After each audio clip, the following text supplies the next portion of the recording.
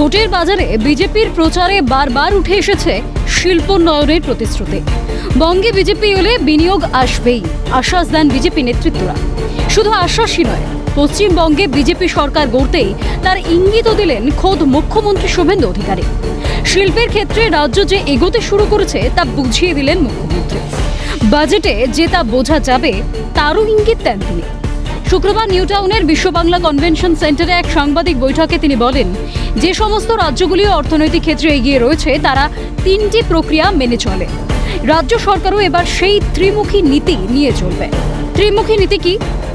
রাজ্য স্তরের বিভিন্ন শূন্য পদে যোগ্য মেধাবীদের নিয়োগ করা, একাধিক কেন্দ্রীয় প্রকল্পের বাস্তবায়ন ও ব্যাংকিং ক্ষেত্রে ছোট ও বড় ব্যবসায়ীদের ব্যাংকিং সুবিধা দেওয়া ও বেকার যুবকদের সাবসিডি ওরিয়েন্টেড ব্যবসায় সাহায্য করা, MSME industry, food processing, horticulture এবং ফিশারি সহ অন্যান্য সেক্টরে প্রসেসিং ইউনিট এবং ইন্ডাস্ট্রি গড়ে তোলা। একটা হচ্ছে রাজ্য সরকারের বিভিন্ন স্তরের ভ্যাকেন্সি যোগ্য মেধাবীদের দেওয়া, পুলিশ থেকে শুরু করে শিক্ষক পর্যন্ত। দ্বিতীয় হচ্ছে প্রধানমন্ত্রীজির পিএমইজিপি থেকে শুরু করে মুদ্রা যোজনা থেকে শুরু করে ব্যাংকিংয়ের ক্ষেত্রে রেগুলেশন ঘটিয়ে ছোট এবং বড় ব্যবসায়ীদের ব্যাংকিং সুবিধা পাওয়ার মধ্য দিয়ে এবং বেকার যুবকদেরকে সাবসিডি ওরিয়েন্টেড যে সমস্ত বিজনেস রয়েছে সেগুলোতে সাপোর্ট দিয়ে পিএমইজিপি সহ সেখানে একটি কর্মসংস্থানের দিগন্ত উন্মোচিত করা। থার্ড হচ্ছে হেভি ইন্ডাস্ট্রি এবং এমএসএমই সেক্টর সঙ্গে ফুড প্রসেসিং, হর্টিকালচার এবং ফিশারি সহ আমাদের অন্যান্য যে সেক্টরগুলোতে আমরা ছোট, মাঝারি এবং বড় প্রসেসিং ইউনিট, ইন্ডাস্ট্রি করতে পারি, তার মধ্য দিয়ে কর্মসংস্থান করা। এই ত্রিমুখী ত্রিফলা যদি কার্যক্রম করতে পারেন তাহলে কিন্তু আগামী দিনে বেকার সমস্যার সমাধান হবে। রাজ্যে ফের টাটা কোম্পানি আসা নিয়ে একটি জল্পনা রয়ে গিয়েছে। সমস্ত জল্পনার অবসান ঘটিয়ে এদিন মুখ্যমন্ত্রী শুভেন্দু অধিকারী বলেন, সিঙ্গুর এবং টাটা এটা নিয়ে এখনই কিছু বলছি না, তবে টাটাকে এখানে আমরা আনব। সিঙ্গুরে যে জমি সেটি সরকারের হাতে নেই, বিগত সরকার ওই জমির মালিকানা সেখানকার কৃষকদের হাতে দিয়ে দিয়েছে। সিঙ্গুর এবং টাটা এটা নিয়ে আমি এই মুহূর্তে আপনাদের বলবো না। প্রথমত বলি, টাটাকে এখানে আনবো আমরা, এবং সিঙ্গুরে যে জমি সেই জমি সরকারের হাতে এখন নেই।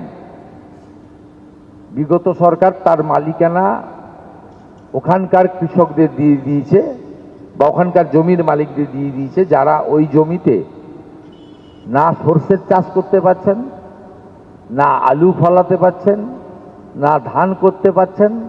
ফাইনালি যে মাছ চাষের চেষ্টা করা হয়েছিল বিগত সরকারের সময়, না মাছ চাষ করতে পারছেন। ওই মাটির সঙ্গে টাটার রড, সিমেন্ট সব কিছু মিশে রয়েছে। তৃণমূল জমানায় অর্থনৈতিক ক্ষেত্রে অনেকটাই পিছিয়ে পড়েছে বাংলা। অর্থনৈতিক ও শিল্প খাতেও যে দুর্নীতি হয়েছে এদিন তারও প্রমাণ দেন মুখ্যমন্ত্রী শুভেন্দু অধিকারী। তৃণমূল সরকারের আমলে রাজ্যে শিল্পোন্নয়ন ও কর্মসংস্থান সৃষ্টির উদ্দেশ্যে বিভিন্ন দেশীয় ও বিদেশি শিল্পপতিদের নিয়ে বিশ্ব বাংলা বাণিজ্য সম্মেলনের আয়োজন করা হতো। তবে সেই সম্মেলন থেকে কত বিনিয়োগ ও কর্মসংস্থান হয়েছে রাজ্যে তার উত্তর বাংলার বর্তমান পরিস্থিতির দিকে তাকালেই বোঝা যায়। তবে এদিন মুখ্যমন্ত্রী জানান, বিজিবিএস আয়োজন করার জন্য গত সরকার একটি ইভেন্ট সংস্থাকে মোট 635 কোটি টাকা দিয়েছিল। বিজিবিএস নিয়ে তদন্তের দরকার রয়েছে।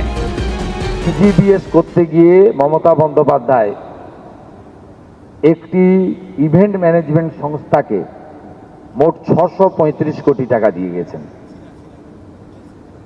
635 কোটি টাকা একটি ইভেন্ট ম্যানেজমেন্ট সংস্থাকে।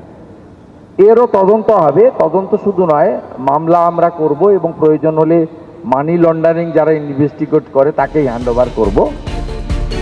এছাড়াও তৃণমূল জামানায় শহর জেলায় ছোট বড় সমস্ত পুজো মণ্ডপে সরকারি অনুদান দেওয়া হতো।